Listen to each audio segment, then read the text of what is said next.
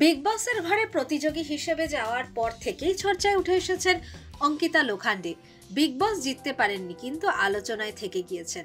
Big বসের ঘরে অঙ্কিতা যে খেল দেখিয়েছেন তা সহজে ভুলে যাওয়ার নয়। স্বামী ভিকিকে প্রকাশ্যে অপমান করা থেকে প্রাক্তন প্রেমিক সুশান্ত সিং রাজপুতের প্রসঙ্গ টেনেও কথা বলা তিনি বাদ রাখেননি কিছুই। তবে নিন্দুকদের মত সবটাই নাকি প্রচারে থাকার জন্যই করেছেন অঙ্কিতা। তারপর থেকেই অঙ্কিতা যা কিছু করছেন কিংবা যা বলছেন তার সবকিছু নিয়েই একটা চর্চা চলছে। সম্প্রতি অঙ্কিতা জানিয়েছেন তারা দুজনেই বাড়ির খাবার খেতে এতটাই ভালোবাসেন যে বিদেশে গেলেও ঘরোয়া খাবার সঙ্গে নিয়ে যান। মায়ের হাতের খাবার সবচেয়ে প্রিয় অঙ্কিতার। মায়ের হাতের যে কোনো পদই তার ভীষণ পছন্দের।